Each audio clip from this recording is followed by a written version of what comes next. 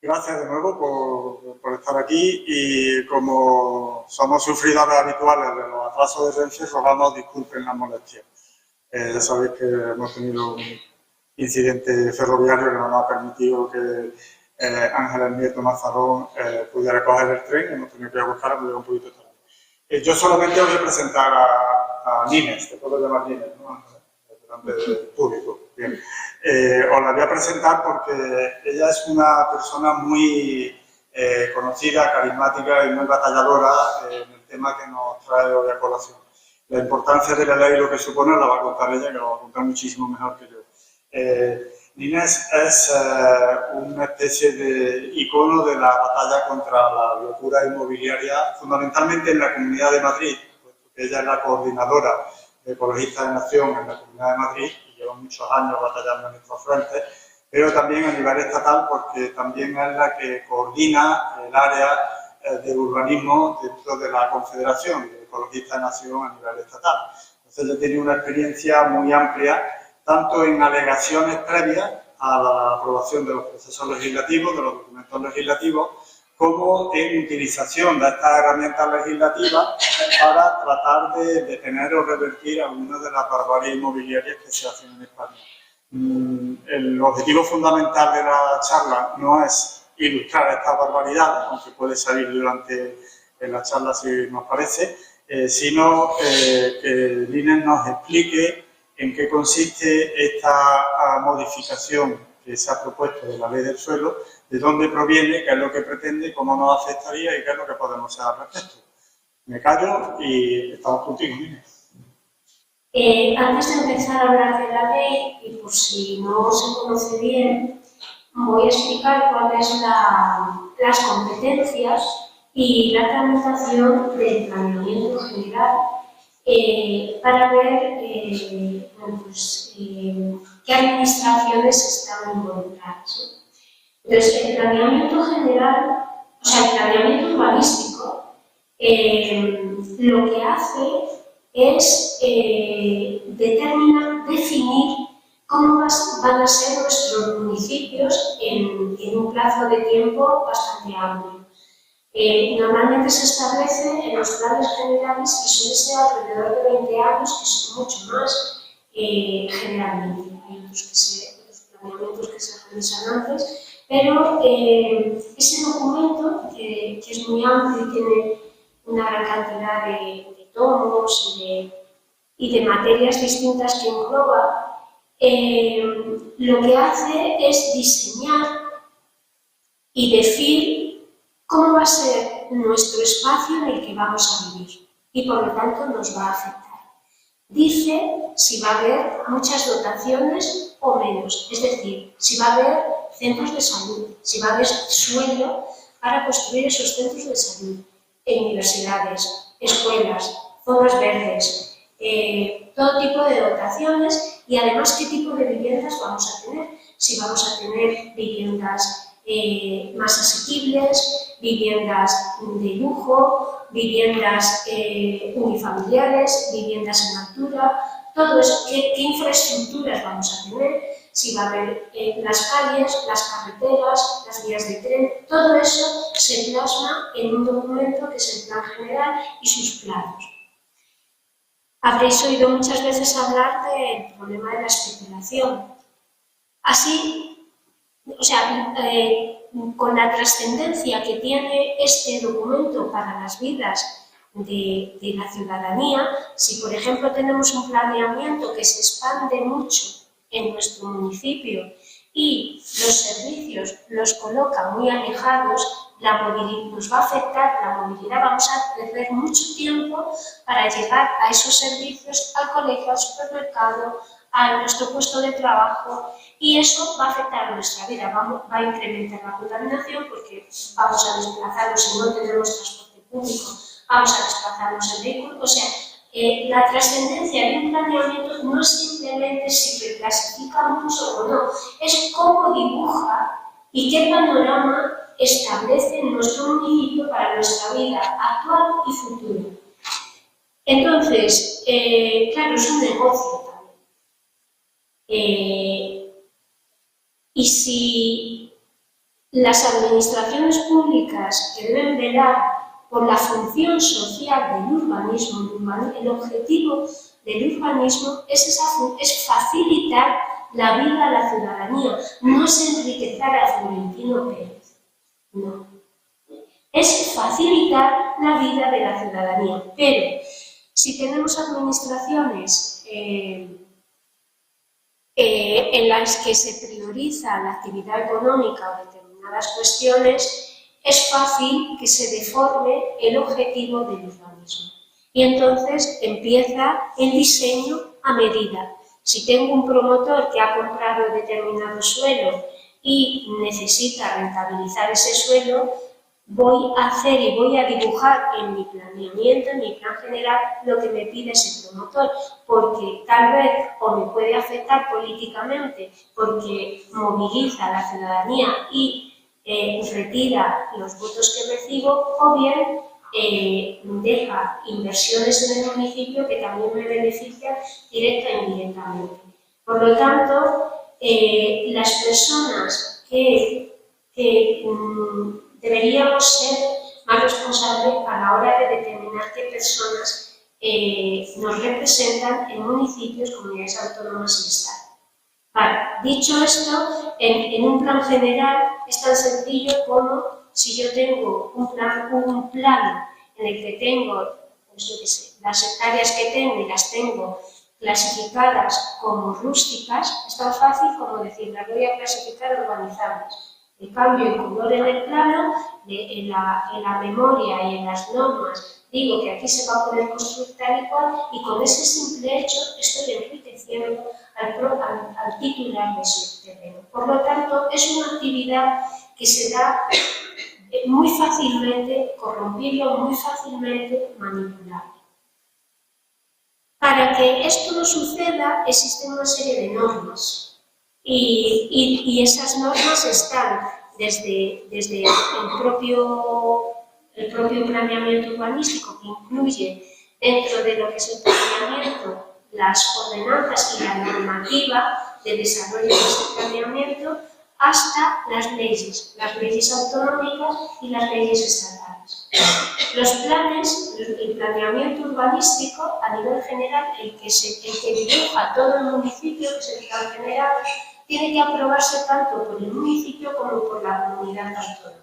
Intervienen ambas administraciones. El ayuntamiento tramita hasta el final, hasta la fase previa a la aprobación definitiva, y la comunidad autónoma ya lo que hace es aprobar definitivamente si considera que lo que ha hecho el ayuntamiento está bien. Si hay deficiencias, se lo devuelve al ayuntamiento para que rectifique, el ayuntamiento se lo devuelve a la comunidad autónoma, y si ha subsanado las deficiencias, se lo aprueba definitivamente el Consejo de Gobierno, ¿vale? De la comunidad, en el caso de Madrid, de la Comunidad de Madrid.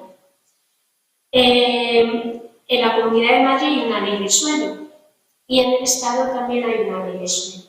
La normativa urbanística está muy... es un ámbito competencial de las comunidades autónomas. El Estado tiene muy pocas competencias en materia urbanística, pero todavía tiene las competencias para determinar las directrices básicas de cómo va a ser ese urbanismo. En este contexto, bueno, en la Comunidad de Madrid, o sea, no sé si habréis oído hablar de la Ley del Todo Urbanizable, que es una ley, la Ley de Valoración y Régimen de Suelo, a veces se llamaba, que se aprobó en 1998 en la presidencia de José María Aznar y de Rodrigo Rato, como ministro de Economía.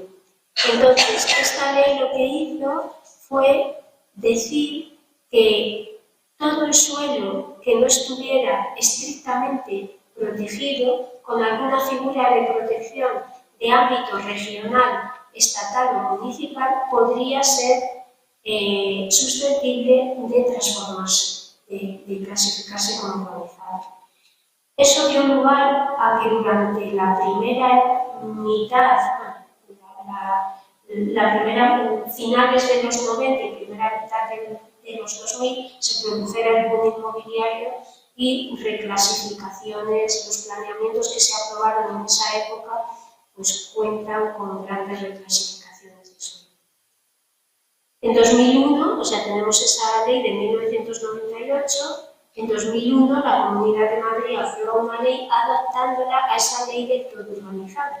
La ley que tenemos ahora mismo en la Comunidad de Madrid es esa que se aprobó en 2001, modificada mediante 19 leyes posteriores. O sea, el texto que tenemos ahora en la Comunidad de Madrid poco tiene que ver con el texto que se aprobó en 2001, porque prácticamente todos los años, desde 2001 hasta 2024, se ha modificado una vez al menos, o incluso más de una vez. En esta situación de burbuja inmobiliaria, de construcciones, no sé si os acordáis, destrucción de la costa, destrucción del interior, había quejas, venían a ver el proceso de destrucción del urbanismo, o sea, venían desde Europa a ver el proceso de destrucción del suelo en España. Bueno, en todo esto se genera, empiezan a surgir también los grandes casos de corrupción, con Jesús Gil, que es uno de los pioneros en los casos escandalosos de corrupción en Marbella, pero le van siguiendo otros muchos casos y empiezan a estallar los casos escandalosos por prácticamente todas las comunidades autónomas. En ese contexto, el gobierno de España, en ese momento presidido por José Luis Rodríguez Zapatero, aprobó una ley, que era la ley de suelo de 2007, y en esa ley avanzaba, el preámbulo era muy interesante porque por primera vez se decía en un preámbulo de la ley del suelo que el suelo tenía valor en sí mismo, que el suelo es un recurso natural no renovable y que por sí mismo tiene valor. No necesita tener ni un nido de águila imperial ni un oso polar encima. O sea, el suelo en sí mismo como soporte de la vida tiene valor. Eso fue muy interesante y esa ley pues, introdujo determinadas modificaciones en plena época, en pleno boom inmobiliario. Posteriormente, cuando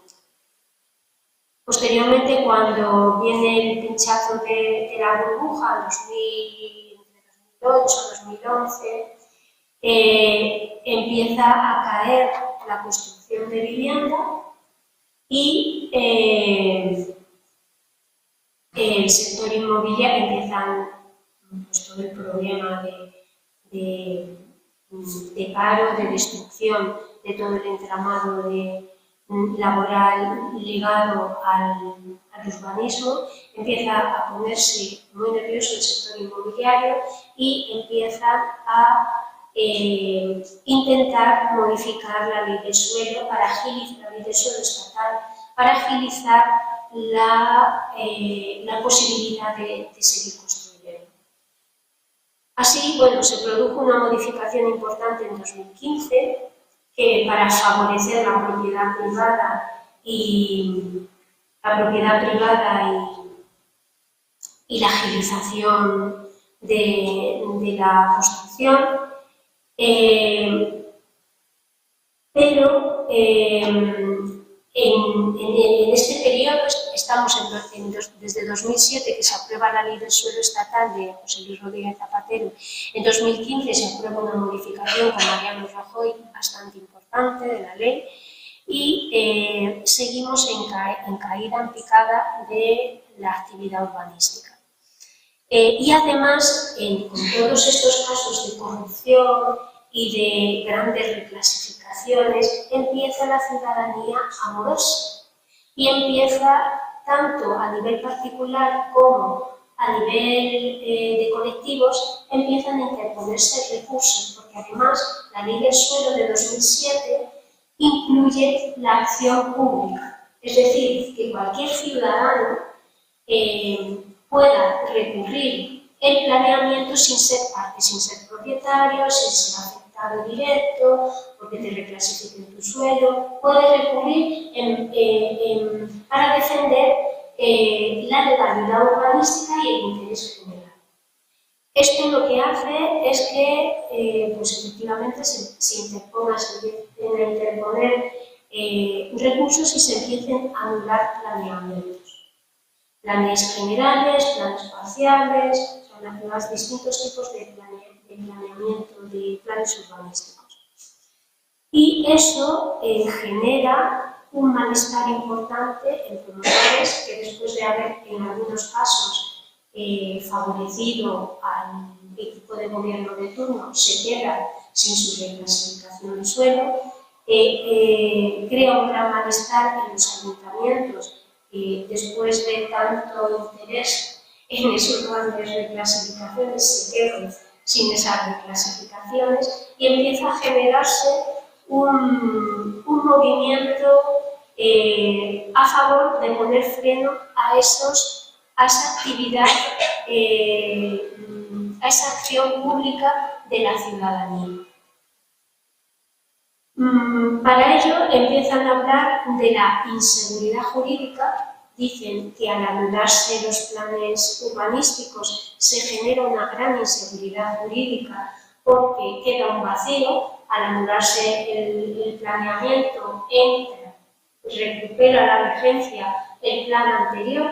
Dicen que se recupera la vigencia de planes muy antiguos que ponen en riesgo la protección del medio ambiente, la actividad económica e incluso la construcción de vivienda pública. Entonces vemos que para favorecer el interés inmobiliario del sector, uno de los sectores que más daño ha causado a la ciudadanía y que más interviene en el alza de los precios por la especulación de la vivienda, se convierte en la víctima de todo eso. Y son los ciudadanos y los colectivos que recurren los que se convierten en los enemigos de la seguridad jurídica, de la conservación del medio ambiente y de la vivienda pública. Porque dicen que con seguro planeamiento no se puede construir vivienda pública. Bien, en 2018, gobernando el Partido Popular, se hace una primera intentona para presentar una modificación de la ley de suelo, ya modificada en 2015. La ley de suelo aprobada en 2007, estatal, se llamaba Ley de Suelo, a secas. La del 2015 se llama Ley de Suelo y Rehabilitación, porque lo que se hizo es refundir, además de modificar la Ley de Suelo de 2015, se refundió con la Ley de Rehabilitación y Restauración y no sé qué, la Ley de las 3 R's. Restauración, regeneración y rehabilitación. Entonces se refundieron y se creó el Real Decreto de la Ley de Suelo y Rehabilitación. Vale. Pues esa ley es la que en 2018 empieza a intentarse modificar, no cuaja, no da tiempo a tramitar la modificación. Llega al gobierno el Partido Socialista y desde 2021 a 2024 ha hecho 4 intentonas para modificar la ley. En 2021, en 2022, en diciembre de 2022, en plena Navidad. En 2024, en Semana Santa, un día antes de las vacaciones de Semana Santa, el Consejo de Gobierno aprobó el proyecto de ley que entró en el Congreso. Ese proyecto de ley que se aprobó en abril se retiró unos días antes, en junio, unos días antes de las elecciones europeas, porque el Partido Popular dijo públicamente que no lo iba a apoyar. Y también habían dicho públicamente que algunos socios de gobierno tampoco la iban a apoyar, como Podemos, ERC y Sumar estaban entre 2 aguas, y por lo tanto el propio gobierno retiró la modificación.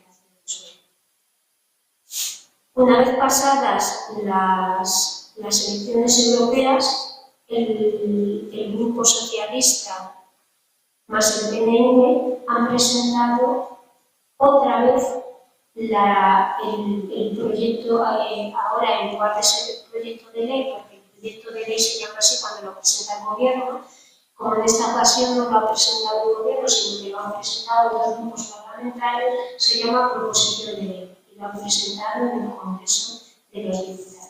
Vale. ¿Cuál es el objetivo de esta ley, que es el mismo objetivo de la proposición de ley de 2018 del Partido Popular, del proyecto de ley de 2021, del proyecto de ley de 2022 y del proyecto de ley de 2024 de abril? ¿Cuál es el objetivo o los dos objetivos principales? Los dos objetivos principales son, como os decía, uno, impedir, o sea, reducir al máximo las posibilidades de que la justicia declare nulos los planes urbanísticos. Uno, por lo tanto, hay que incidir en la justicia.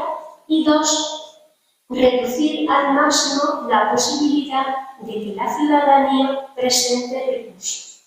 Y esos dos objetivos se disfrazan de seguridad jurídica, de beneficio, de agilización para el desarrollo inmobiliario y, por lo tanto, la actividad económica de los municipios, de agilización para que no se paralice la construcción de vivienda pública y de impacto positivo sobre el medio ambiente, porque, claro, el planeamiento antiguo hace mucho daño al medio ambiente. Reclasificar miles de hectáreas no urbanizables o urbanizables le viene chileno al medio ambiente. Entonces, pues lo que hace esta ley es, pues eso, ya os digo, insistir en que si no se aprueba esta modificación, los municipios van a estar sumidos en un problema enorme, tanto social, económico como ambiental, y por lo tanto hay que tomar medidas para frenar esta situación. Entonces, como os decía, por un lado hay que actuar sobre la justicia, por otro lado sobre la ciudadanía. ¿Cómo se actúa sobre la justicia? Pues modificando la ley de tal forma que se impida que la justicia pueda declarar nulos los planes urbanísticos. Introducen una posibilidad que es que en lugar de, declarar nulo un plan general quiere decir que es nulo entero, de arriba abajo. Hay que quitarlo, hay que separarlo, o sea, hay que tirarlo a la basura y hay que volverlo a hacer porque se ha anulado en su totalidad. Si, por ejemplo, hemos recurrido la reclasificación, imaginaos que el Ayuntamiento de Colmenar quiere reclasificar la dehesa de Colmenar y lo aprueba. Y entonces recurrimos porque ha reclasificado la dehesa de Colmenar cuando tiene unos valores, cuando no se puede reclasificar, y conseguimos que se anule el plan general por una reclasificación indebida de la dehesa.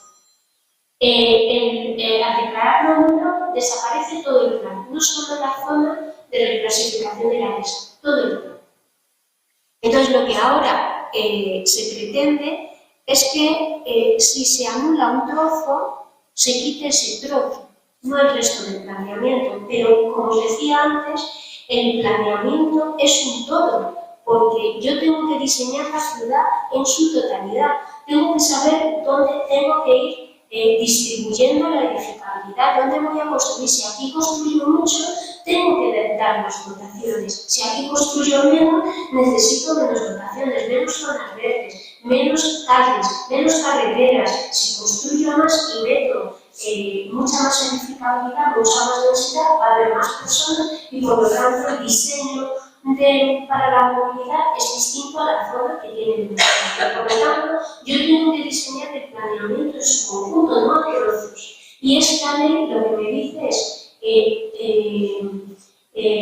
la justicia, primero, para declarar nulo un planeamiento solo lo va a poder declarar en situaciones muy específicas, prácticamente absurdas, Por ejemplo, que el ayuntamiento no meta memoria, no vas a meter memoria, o no metas planos, o no sometas a información pública el planeamiento, o no lo sometas a evaluación ambiental. ¿Cómo no lo vas a hacer? Si que si no lo haces, la comunidad autónoma te va a echar para atrás.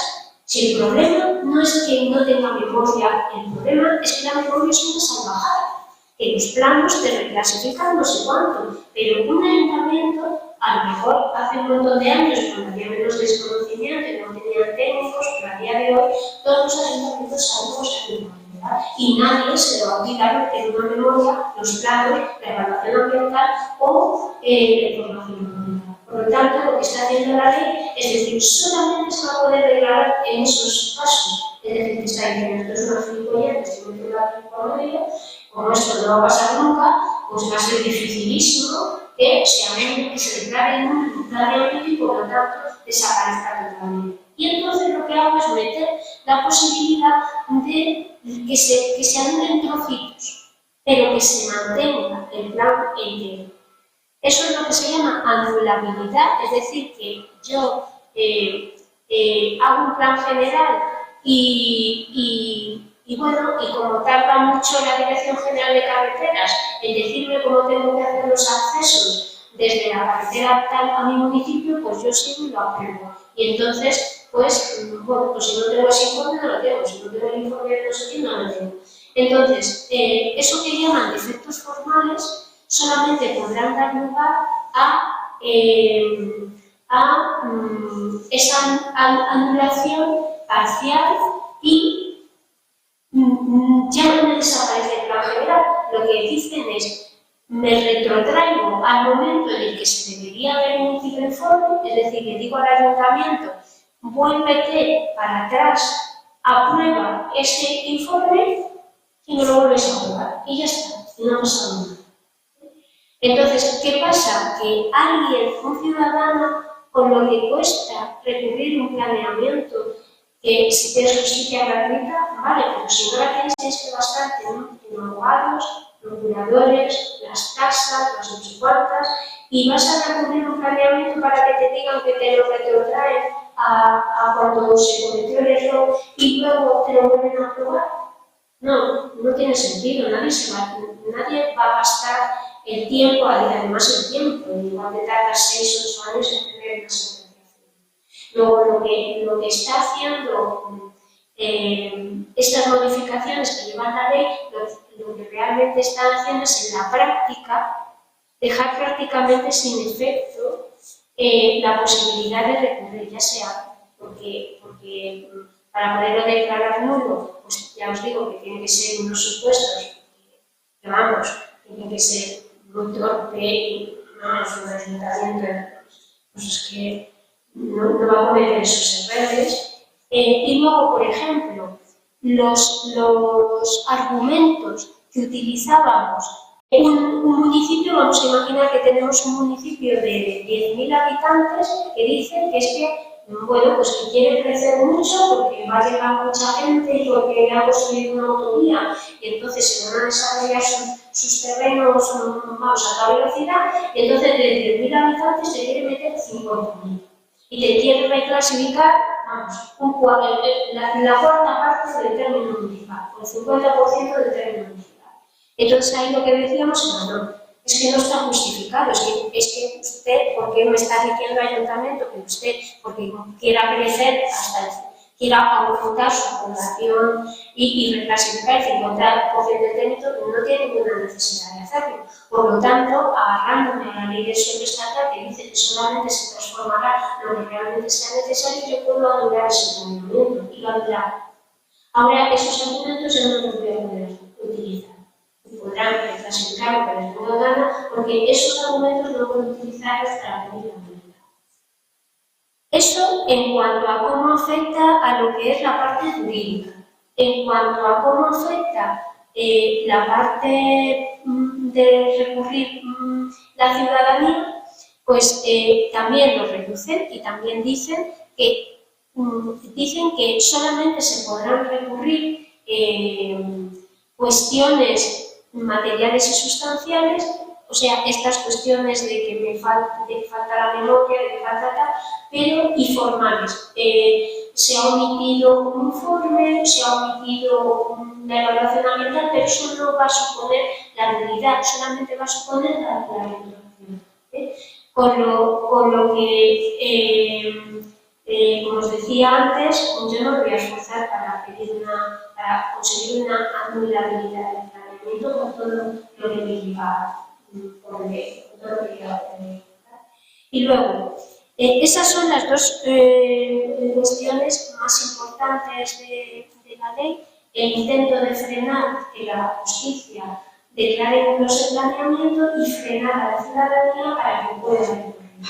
Por lo tanto, entre ambas cuestiones, lo que el resultado es que no vamos a poder recurrir muchísimos planes urbanísticos y, por lo tanto, la impunidad de los municipios y de las comunidades autónomas para hacer su causario y aprobar lo que les venga en mano va a ser mayor. Se va a incrementar la opacidad, se va a incrementar la impunidad y se va a incrementar la falta de participación, porque da igual, no la falta de participación, sino obviar la opinión de la ciudadanía, porque me da igual, porque me estén diciendo lo que me estén diciendo que esta zona que quieren reclasificar tiene tales valores, me da igual, porque bueno, en todo caso si me lo recurren y lo consigo recurrir, me van a decir que cambie, bueno, pues cambio eso y sigo con lo demás. Entonces eso, la repercusión es importante porque, claro, en cuanto esa ley se apruebe, las comunidades autónomas van a adaptar sus leyes de suelo a esa nueva norma. Y además, jurídicamente, la justicia pues, va a empezar a aplicar eso y se van a empezar a desestimar nulidades y hacer pues, bueno, estas retroacciones de procedimiento que no nos van a llevar a ningún lugar. Otra cosa, sí, una cuestión que repite mucho la ley y que repiten mucho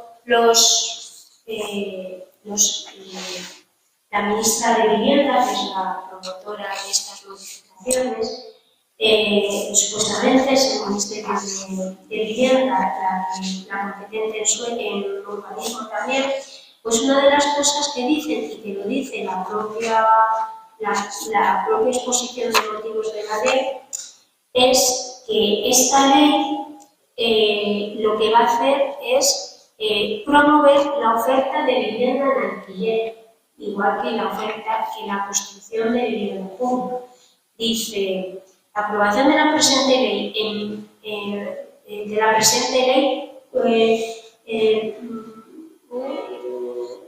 dice que supone un hito en el Plan de Recuperación, Transformación y Resiliencia de España, que son los fondos europeos, que es lo que les están pidiendo para que promuevan oferta de vivienda en alquiler. Bueno, si os leéis la ley, esta es no es muy larga porque como ya modifican los artículos, si os leéis la ley, en ninguna parte, salvo en un pequeño detalle, podría favorecer la construcción de vivienda y, por lo tanto, favorecer el alquiler, como dice ahí. ¿Y cuál es esa cuestión que incluye la ley? Pues la cuestión que se agarran a ella para justificar la importancia de esta ley para la agilización de la vivienda pública y de los fondos europeos es que ahora mismo cuando un promotor presenta un proyecto de ayuntamiento o pide una licencia de obra para iniciar la obra, si el ayuntamiento no contesta, eso se llama silencio, y al no contestar en materia de concesión de licencia para inicio de obra se considera negativo. Pues esta ley lo que dice es que será negativo excepto para el caso de obra de vivienda pública. Es decir, que cuando un promotor solicite la licencia de obra, si el ayuntamiento no le contesta, no sé si es un mes o 3 meses, podrá iniciar la promoción. Es lo único en lo que afecta directamente a la vivienda. Por eso, porque, bueno, pues si el ayuntamiento no contesta, pues podrá iniciar la obra. Lo demás, esto son todo cuestiones dirigidas a esos recortes, al recorte de los derechos ciudadanos y a impedir que los juzgados y los tribunales puedan declarar nulo el planeamiento. Luego hay una cuestión, en el caso concreto de Madrid, que nos afecta y que es, bueno, es curioso, ¿no? Cuando lo vimos, pues a mí personalmente me llamó mucho la atención, es la inclusión de una serie de artículos, incluyendo la modificación de la ley de expropiación forzosa, que están metidos para favorecer y desbloquear la operación Chamartín o Madrid-Nuevo Norte. La operación Chamartín o Madrid-Nuevo Norte es una de las actuaciones urbanísticas más importantes de España y de Europa, dicen sus promotores, no decimos nosotros. O sea, los promotores están diciendo que es la actuación urbanística más importante, más grande de España y de Europa.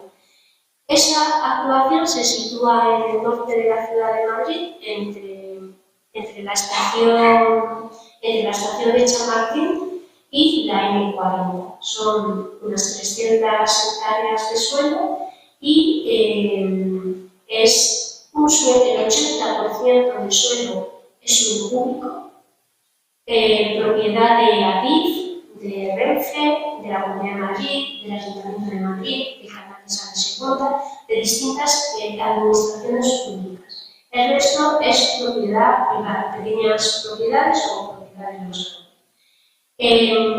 este suelo público se regaló en 1993, cuando se inició la tramitación de la operación, se regaló a una entidad financiera que en ese momento era Argentaria, que era una banca pública, que se privatizó y pasó a manos del BBVA.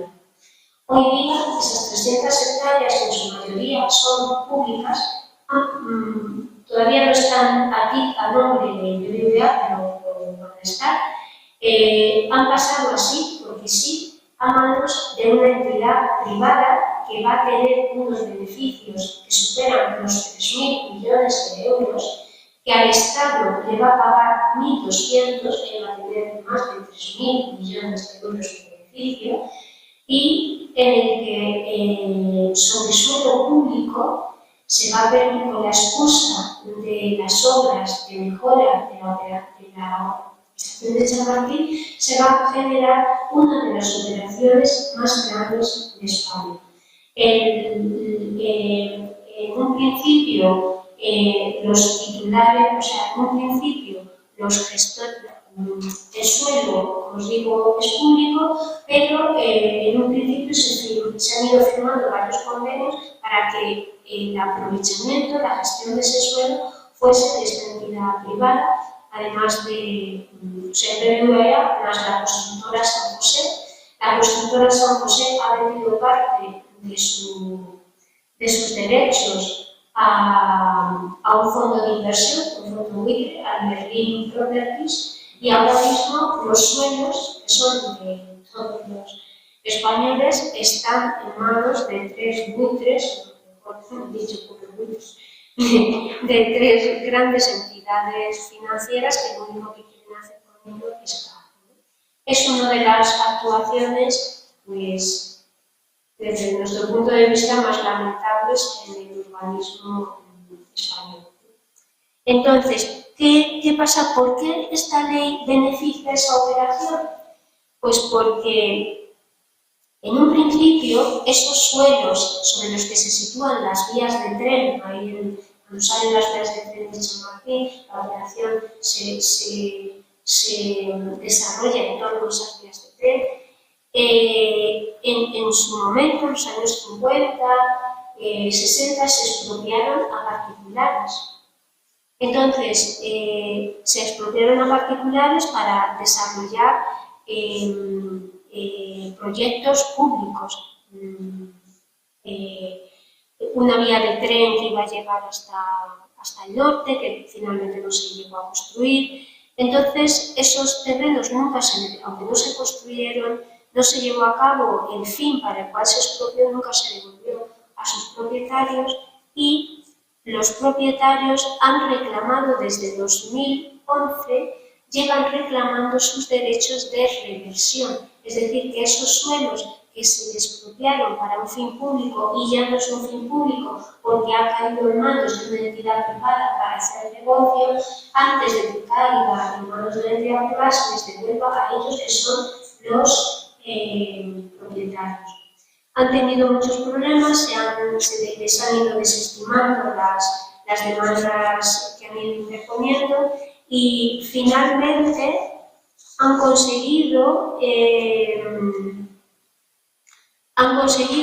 un juzgado les reconozca los derechos de inscripción en el registro de la propiedad, es decir, que aunque les están negando que esos suelos sean suyos, un juez sí que ha dicho que los derechos que sí que pueden plasmar en el registro de la propiedad los derechos sobre ese suelo, y entonces esta ley hace modificar la ley de expropiación forzosa para que automáticamente esos derechos de inscripción, esos derechos de reversión inscritos en el registro de la propiedad puedan ser concedidos. Entonces, claramente, cuando la ley dice que lo que busca es el interés social, la legalidad, la seguridad jurídica, pues realmente lo que está intentando es seguir beneficiando a los que hacen negocio con el urbanismo, en contra, desde nuestro punto de vista, de defender el interés social y de frenar de una vez por todas 50 años de corrupción y de especulación con el suelo y por lo tanto con la vivienda. Si especulamos con el suelo, especulamos con la vivienda, porque cuanto más caro sea el suelo, más cara será la vivienda y más difícil será el acceso a ella.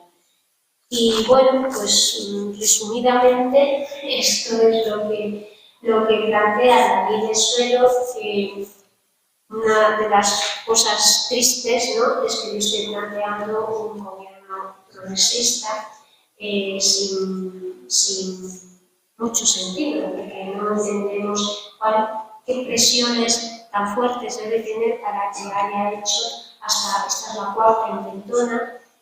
Sospechamos que pudiera estar, bueno, aparte de la presión que tienen que estar haciendo los ayuntamientos y presidentes de comunidades autónomas, una de las cuestiones que dicen y que utilizan para justificar que esta ley beneficia a toda la ciudadanía es que todos los ayuntamientos, sean del color que sea, y todas las comunidades autónomas, sean del color que sea político, lo están pidiendo.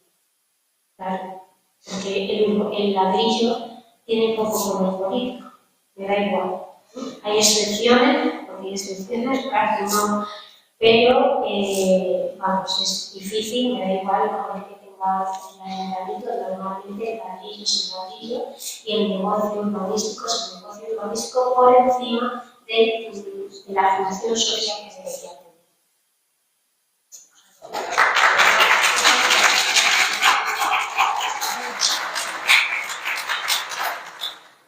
Bueno, ahora vamos a hacer un pequeño espacio para si tenéis alguna pregunta que hacer, que se la podáis trasladar a Mercedes, que ha hecho una exposición, yo creo que estupenda, que aclara mucho del asunto de fábrica que quieren hacer y sobre todo el tema de que no es un intento de obra, quieren hacerlo y al final lo hacen.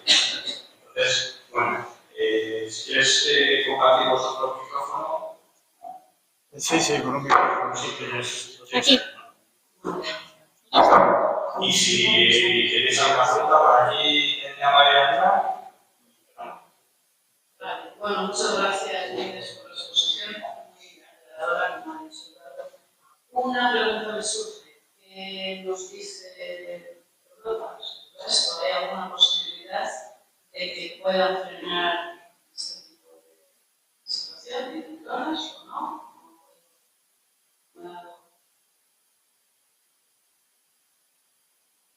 ¿Contesto?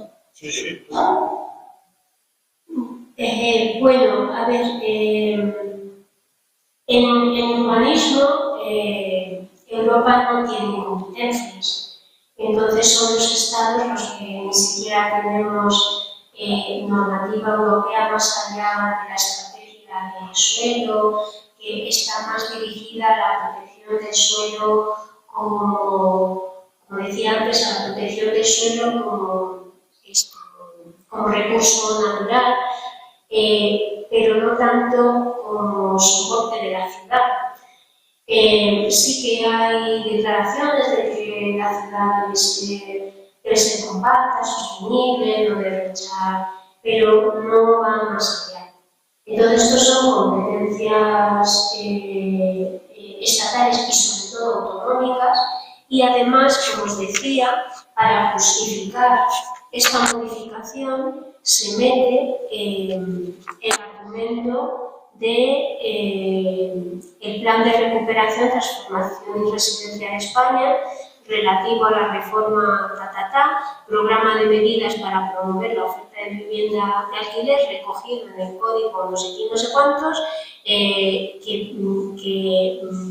Europa sí que está reclamando, parece ser, por lo que se deduce de la lectura, sí que les está reclamando agilidad en relación a la construcción de vivienda dentro de sus planes, porque hay ayuntamientos, comunidades autónomas que han metido dentro de sus proyectos pues, determinadas actuaciones para agilizar la construcción de vivienda asequible y entonces para agilizar esa construcción es uno de los argumentos que utiliza el gobierno. Y entonces Europa le va a decir, no, es que esto es necesario precisamente para agilizar lo que me estás pidiendo para el cumplimiento de estos planes.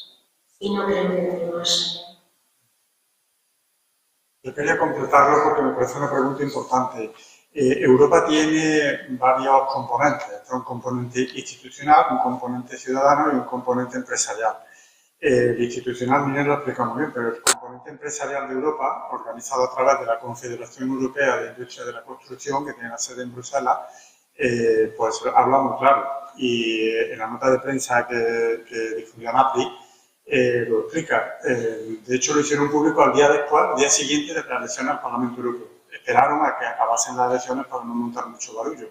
Y lo que dice este informe anual, el dictamen que hace es una tendencia generalizada a reducir la construcción general en Europa, con variaciones entre países, pero tendencia general, sobre todo en el sector de la construcción de vivienda, porque la construcción tiene varios componentes, y en lo que todo el mundo es unánime, según esta Confederación Europea Empresarial, es que los Estados deberían de poder un poco descargar, que le llaman, la pesantez de la normativa para facilitar este proceso. O sea que lo que te dice el sector empresarial europeo va en la misma línea de lo que están haciendo, de lo que quieren hacer con esta ley.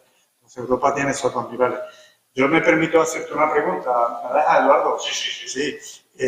Vamos a ver, ¿nos podrías comentar ejemplos de procedimientos de batallas judiciales en las que hayáis intervenido, tanto Ecologistas en Acción como otros movimientos ciudadanos, otras organizaciones, que sobre todo con barbaries urbanísticas grandes y que tengan impacto social y ambiental, que con esta nueva normativa no podrían haberse llevado a cabo?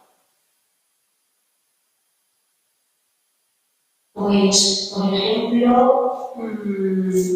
ejemplo, Marineta de Canas, el complejo turístico residencial y de hoteles que hay dentro de base en un municipio, entre dos municipios de Cáceres, y que lleva ya acumulando sentencias anulatorias desde, pues ya no sé, yo creo que desde 2016 o 2018, por ahí, lleva acumulando sentencias y que finalmente se ha conseguido que las últimas admitan y reconozcan la necesidad de demolición de lo que no está construido, lo que está en esqueleto a medio construir y lo que no se ha construido. Lo que ya se ha construido, pues bueno, ahí parece que va, pero por lo menos que no siga creciendo, ¿no? Eso puede ser un ejemplo.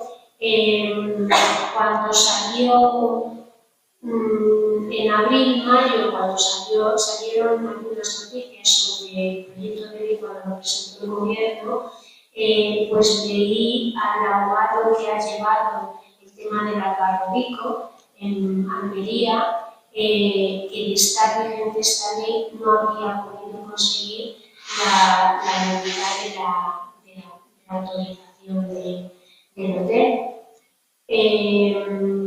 Y algunos otros ejemplos, pues por ejemplo aquí, bueno, relativamente cerca en Alcobendas, hemos conseguido la anulación, aunque está pendiente del Tribunal Supremo, pero en principio hemos conseguido una sentencia de nulidad del plan parcial del sector de los carriles en Alcobendas, que está ligando al Monte Banderatas, que son 200 hectáreas de terreno, 8.600 viviendas, en el último enclave que queda sin construir en Alcobendas, una zona pues, muy interesante con unos relieves, vaguadas, lomas, un pequeño arroyo que atraviesa por el valle la zona, una antigua zona de pastoreo, también agrícola, y que se anuló precisamente porque el procedimiento de evaluación ambiental se hizo incorrectamente y no valoró el impacto de uno de los elementos que quieren construir. Con esta ley en la mano no se habría anulado, se habría dicho, en todo caso se habría considerado que no se había evaluado este elemento, que es una montaña artificial para ocultar los tendidos de alta tensión, para que los chalés de grupo no vean el tendido de alta tensión que pasa ahí en el límite con las piratas, que hay unos tendidos eléctricos, pues para que no los vean los chalés de grupo van enfrente del tendido y para que no disimularlo, pues no se les ha ocurrido otra cosa que construir una montaña artificial y plantarle árboles encima, y entonces eso se aprobó a última hora y no se evaluó. Entonces, también en nuestra demanda pedíamos que se anulase la reclasificación del suelo, porque no estaba justificada, pero esas cuestiones las desestimó el Tribunal Superior de Justicia de Madrid, no lo admitió, pero lo único que admitió fue que no se había evaluado la montaña artificial esta que llaman Caballón, y entonces, si esta ley estuviera vigente, lo que habrían dicho es, bueno, no se ha evaluado este Caballón, ayuntamiento, retrotrae, vete para atrás, vete al momento en el que tenías que haber evaluado el Caballón, evalúan el Caballón, dice que está muy parado, que no hay ningún problema, vete a una montaña de 20 metros, 16, 18 metros, y lo habrían aprobado. Y ya está. Y ahí se habría acabado nuestro recurso. Este recurso está pendiente, lo han recurrido el Ayuntamiento de Alcobendas y una multitud de propietarios, porque es una zona que tiene como 20 o 21 propietarios de alto standing, porque lamentablemente incluyendo la Universidad Politécnica de Madrid, y que está en contra. Está en contra de nuestro recurso. Y bueno, pues no sabemos lo que pasará en el Supremo, pero de momento pues hay una nulidad en el Consejo.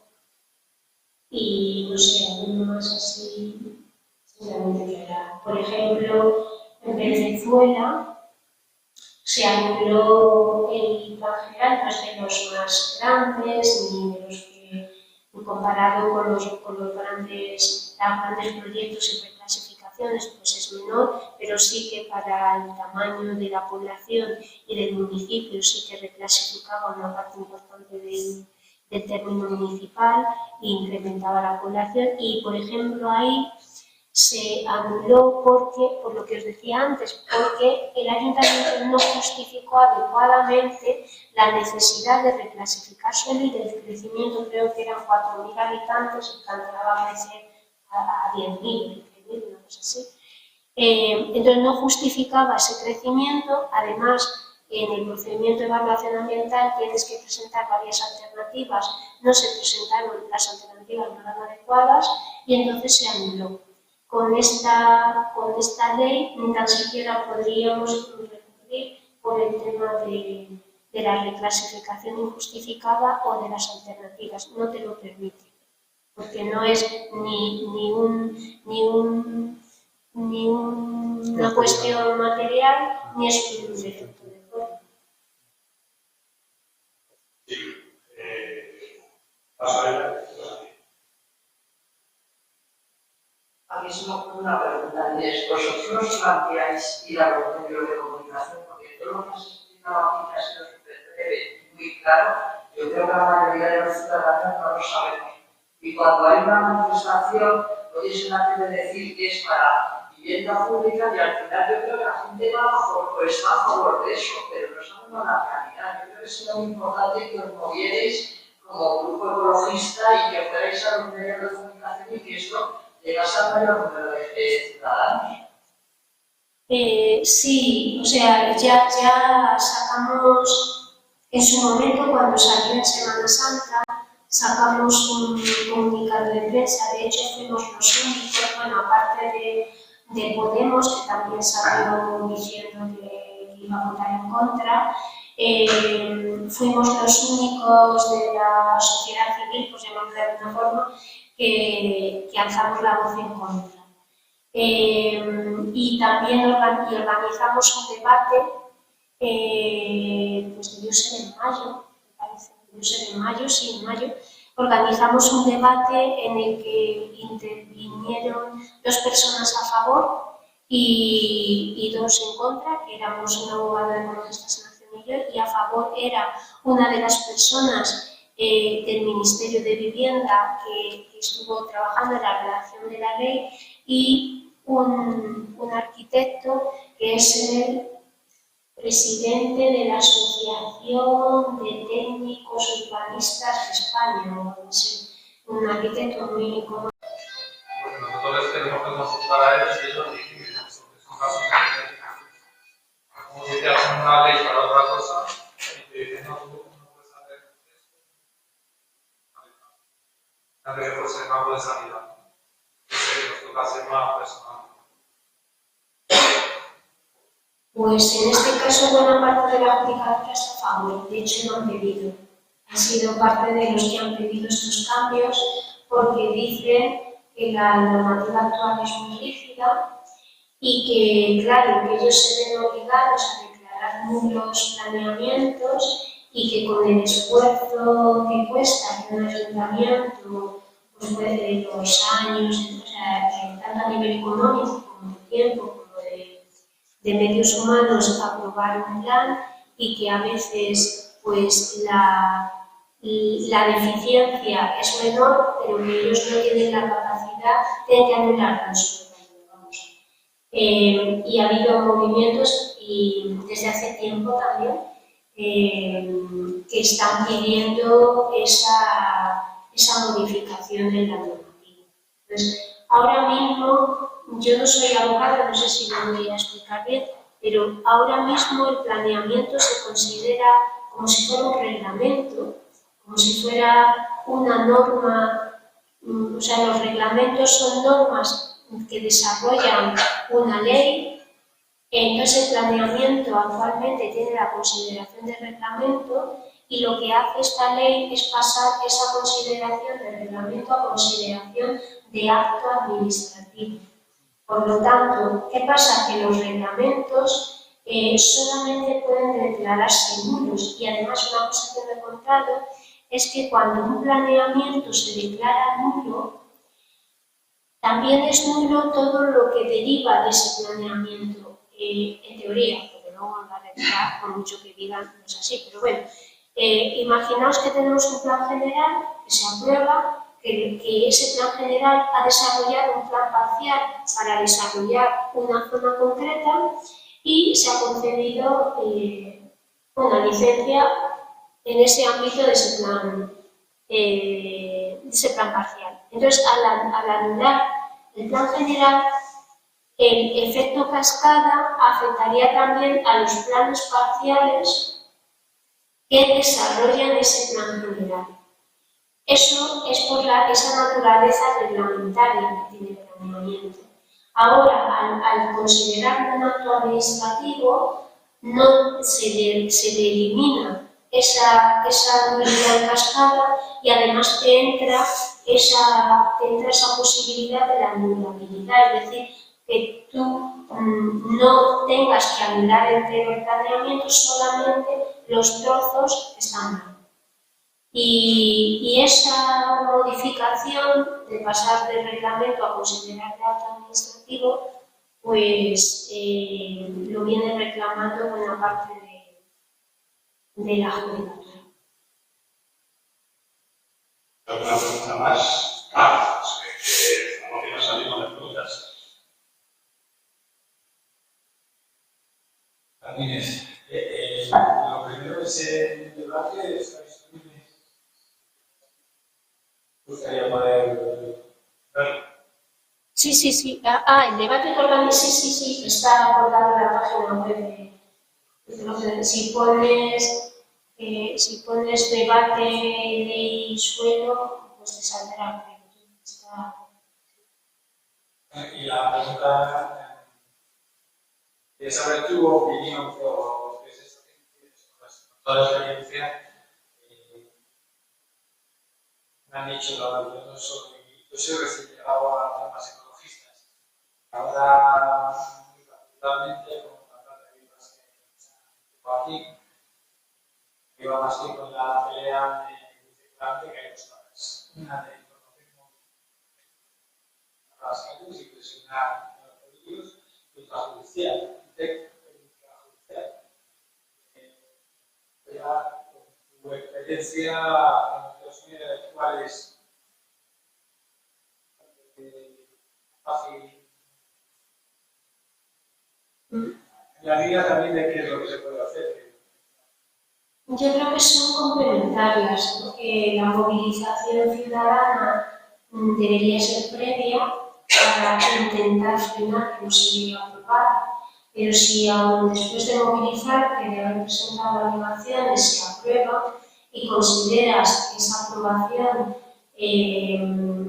pues, es ilegal o viola un derecho y tienes la capacidad de recurrir, pues sería como la opción última. Pero, claro, son complementarias. Lo más importante, no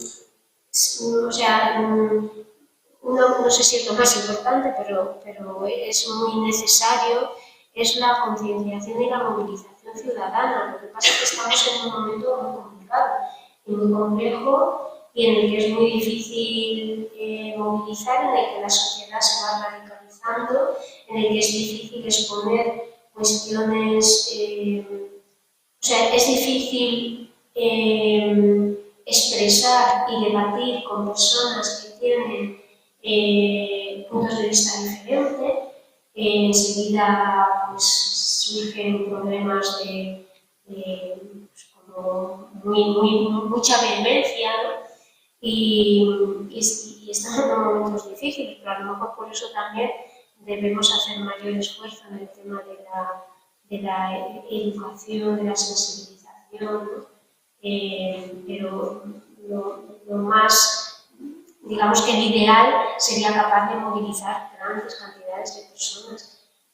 Los ayuntamientos, si viesen una proporción muy alta de ciudadanos movilizándose, se lo pensarían más veces porque verían peligrar su poder.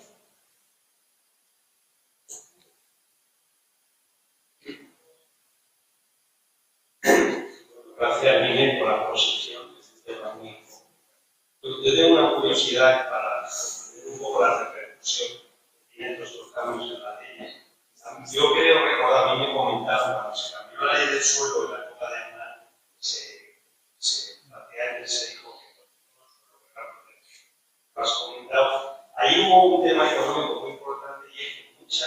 urbanizaciones por toda la cosa, por toda España, que eran ilegales, a mí me comentaron que con esa modificación de la ley suponía que se podían registrar, porque había muchas casas ilegales construidas en terreno rústico, que luego se recalificaron posteriormente y que no se podía, o sea, no podía vender en un contrato privado, pero tú ibas al registro y aparece un terreno, porque la casa era ilegal y tú no la podías registrar. O sea, la vendías el terreno con la casa, pero se lo querían comprar. Entonces, el tema es que esas repercusiones, que parece que son tan light muchas veces, suponen un cambio económico, supone una riqueza económica para la gente que ha construido en zonas no urbanizables. Y eso pasó, a mí me lo comentó un registrador amigo, que está publicado, que se consiguió registrar en toda la zona de la costa, Murcia, o sea, lo que era la zona de la costa donde se había construido ilegal, se había incluso metido en zonas donde la ley de costas prohibía construir, era un caso típico. Entonces, esa ley, yo no sé si eso es verdad, a mí me comentaron que eso produjo una serie de reacciones de poder inscribir cosas ilegales y hacerlas legales, de un día para otro, cuando llevaba años eso estaba así. No sé si es así, si tú conoces. Bueno, de un día para otro no lo creo. Lo que haría sería favorecer, facilitar que los ayuntamientos modificasen su planeamiento para reclasificar esas zonas. Entonces, al reclasificarlas en sus nuevos planes y pasar a urbanas o a urbanizables, pues claro, pasaba a legalizarse directamente, pero tendría entre medias, tendrá que haber habido una modificación del planeamiento, pero claro, estas leyes lo que hacen es favorecer esas actuaciones municipales para agilizar esa ampliación, esa reclasificación de suelos, ¿no? Efectivamente, las viviendas cuando están fuera del suelo urbano urbanizable tienen una consideración, están como en el limbo, son las fuera de ordenación y entonces, pues teóricamente tienen limitaciones, no puedes hacer obras de ampliación, no puedes hacer obras que incrementen el valor de la vivienda, solamente puedes hacer obras de conservación, por ejemplo, si te cae el tejado, pues claro, lo puedes arreglar, pero no puedes meter una guajilla, por ejemplo. Entonces, pues claro, todas estas modificaciones favorecen. Digamos que esta ley directamente no actúa en ese campo. Lo que hace es favorecer, en cuanto a la reclasificación del suelo, directamente no afecta, pero favorece que los ayuntamientos puedan hacerlo más libremente porque están menos vigilados. Y si me permite un dato, la prueba de lo que acaba de decir Nina, que en el periodo ese al que te ha hecho referencia, se ha construido en España como un 25% de nuestro parque de vivienda.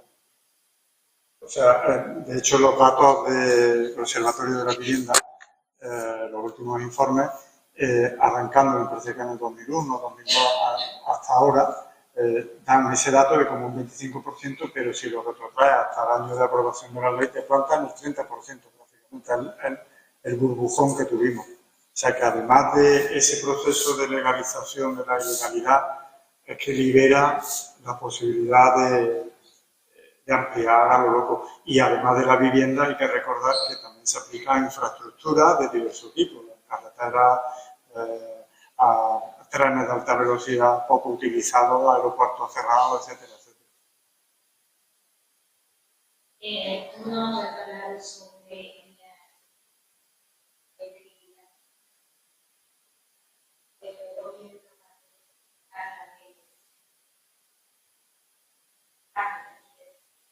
si mal no recuerdo,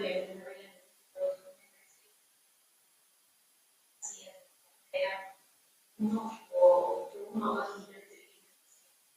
sería más fácil esas viviendas vacías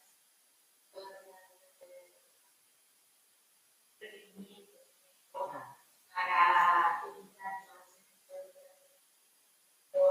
ahorrar energía.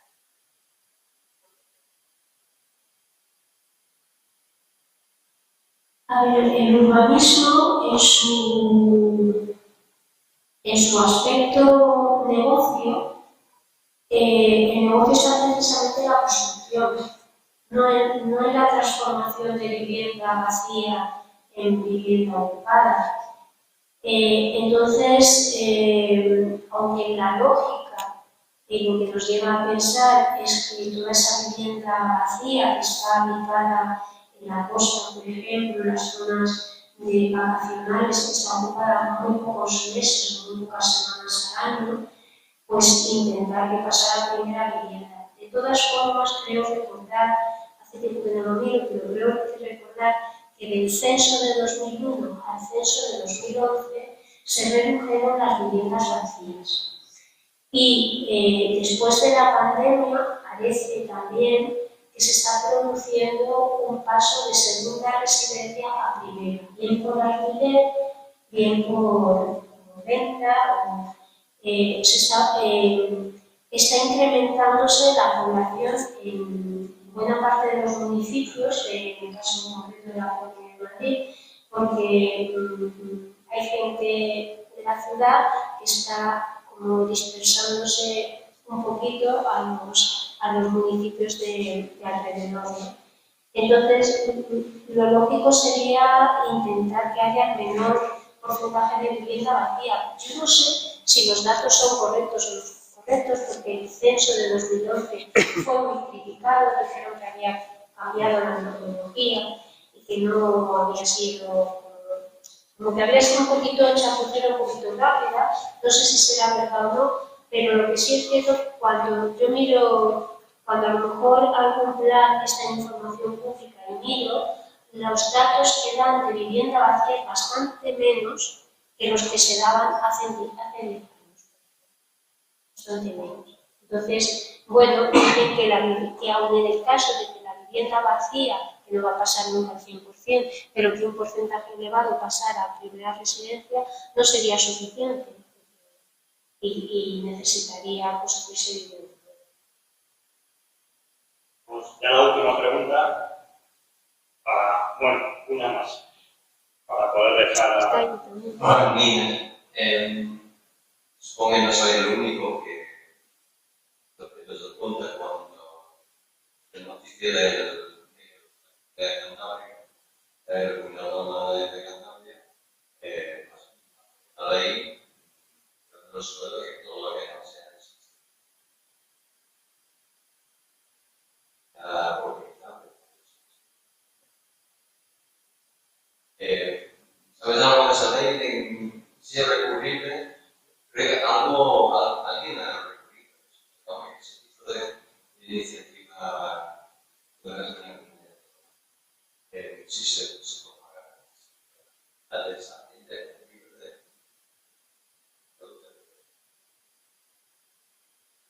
Pues que yo sepa por los compañeros de Cantabria que hemos hablado alguna vez, creo que sí, creo que está recogida la ley.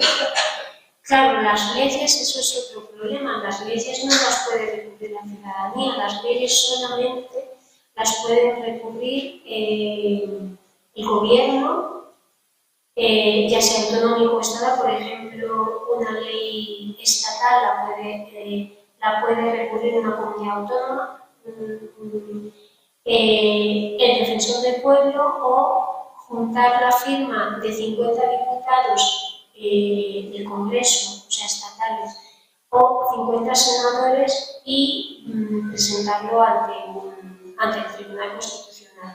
Entonces eso dificulta el poder recurrir las leyes porque están muy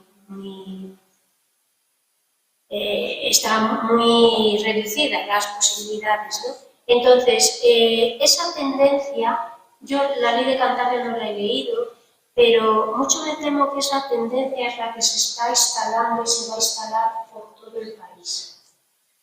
O bien, eso que dices del todo urbanizado, que yo creo que si es así de torpe, se lo tumbará el Constitucional, porque eso no lo puede hacer. Ya tumbó la ley de Extremadura, creo que le ha tumbado 2 leyes a Extremadura cuando estaba Vara, porque intentó legalizar la aquí en la isla Balticaria, en Mallorca, que son 2 veces, y creo que las 2 veces se la anuló el Constitucional. Entonces, si va por esa línea, digo yo que el Constitucional se la anulará, pero el problema, que eso, que me parece, no sé si más gordo o igual de gordo, es la ley andaluza, la lista, que llaman lista. Esa ley no es que diga que todo sea urbanizable, divide el suelo solamente en 2 categorías, urbano y rural, y en el suelo rural permite hacer de todo. Permite hacer hoteles, polideportivos, residencias, o sea, para uso residencial, excepcionalmente. Y lo recurrieron y el Constitucional ha desestimado el recurso, salvo un pequeño aspecto que lo anuló porque decía que la ley no puede decir lo que puede, o sea, no puede llegar al detalle de decir todo lo que se pueda construir en un municipio si previamente el plan general no lo dice. Entonces ahora lo que están haciendo los planes generales es decir que en el suelo rústico se puede construir todo lo que se da. El primer municipio que está aplicando esta ley andaluza es Marbella. Tiene información pública ahora mismo sobre un plan general. Por curiosidad le eché un vistazo y es un plan naif totalmente. Ha desaparecido, no hay cuestiones técnicas, es un simple relato. La Marbella, ¿cómo se llama? La Marbella, no sé cómo se llama, la Marbella del mar o algo así, la Marbella del verde, la Marbella dorada, la Marbella, y cada una Marbella de estos es como un documento, es las actuaciones en la costa, las actuaciones, y entonces lo que hacen es rectuarle Marbella. Bueno, pues buena parte de lo que les queda sin construir, que es la ladera, que es las zonas altas, buena parte lo meten como suelo rústico común, y en ese suelo rústico común permiten hacer todas estas cosas: hoteles, polideportivos, residencial, y basándose en la ley andaluza. Con lo que muy posiblemente con el visto bueno del Constitucional, eso se vaya a replicar en todas las comunidades autónomas. Además, ese planeamiento, que es, ya os digo, que no establece los parámetros característicos del urbanismo, cuánto puedes construir, dónde, definición de ámbitos, eso ha desaparecido. Otra pregunta, Mar. Yo quería preguntarte, supongo que conoces Pozuelo, quería saber si sabías algo de lo que estaba pasando por allí, porque yo me he quedado muy pasmada. Bueno, pues Pozuelo, como sabéis, es uno de los ayuntamientos más ricos de España, o sea que no creo que le haga falta tener ningún tipo de nuevo plan, pero se están tratando allí el monte. Pero bosque de encina, de haya,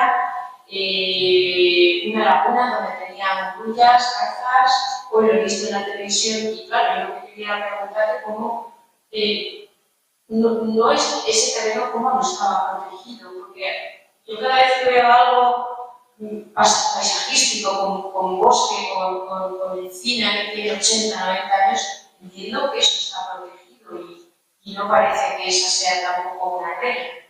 Esto, si tienes interés y puedes enterarte, o sea, que está siendo el jugador de guardia en Pozuelo. Sí, creía que me estabas preguntando por Colmenar Viejo. Sí, en Pozuelo sí está recurrido. Está recurrido por Ecologistas en Acciones, que es el ámbito de Montecarcelo. Son 1055 viviendas que se pueden encinar, efectivamente. Uno de los últimos enclaves que le queda a Pozuelo de Alarcón sin urbanizar. Y bueno, ¿por qué se reclasificó? Pues porque lo que os decía, porque se sienta el promotor a decir esto lo he comprado y quiero sacar rentabilidad, y entonces le meto lo transforma urbano en el petrificado. Ese suelo estaba ligado a la universidad, está muy próximo a la universidad, esta que en Pozuelo, no sé cuál es, la europea, no sé cuál es. Y en un principio, o sea, el plan general actual de Pozuelo es del año 2002, creo recordar, y antes de 2002 ese suelo estaba protegido como parque natural. Eran suelos del Estado, del Ministerio de Defensa, creo. El Ministerio de Defensa los vende y los compra una serie de empresas vinculadas inmobiliarias y entonces, pues claro, le quiere sacar rentabilidad y en el plan de 2002 pasó a suelo urbano.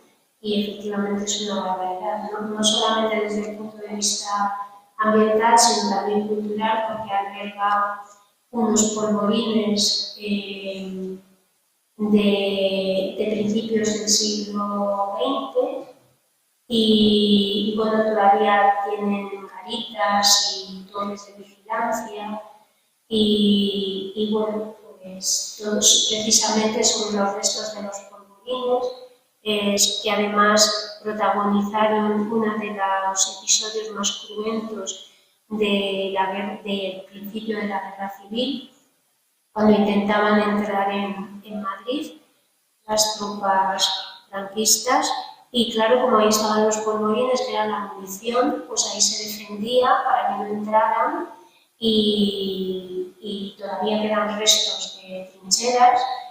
Y bueno, es un pedazo de historia, ¿no? Y efectivamente es una barbaridad, se han movilizado los vecinos, llevan varios años movilizándose y pues es una pena.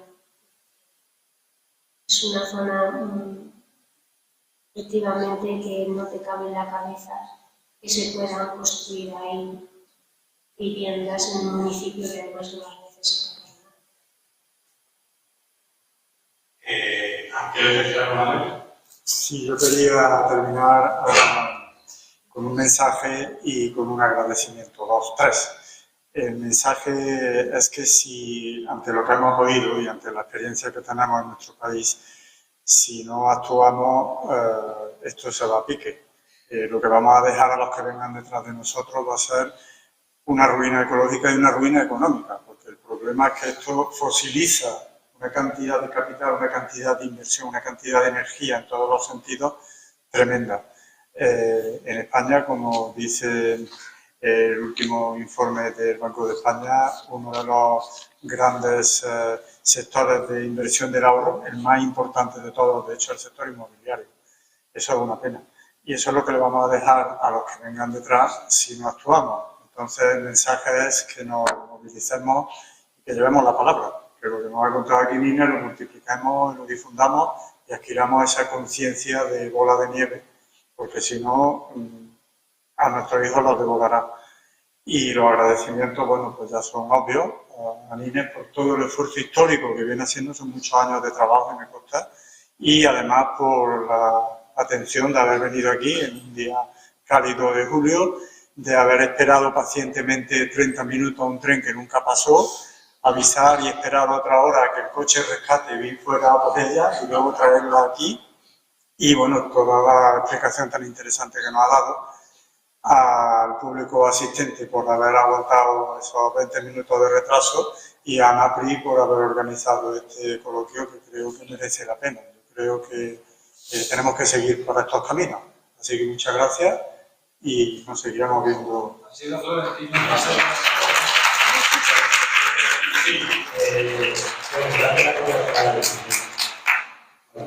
Como hemos empezado de esta forma tan profesional, ni siquiera hemos presentado. Yo soy Eduardo y soy vicepresidente de la Asociación Naturalista Pinilla de Diego.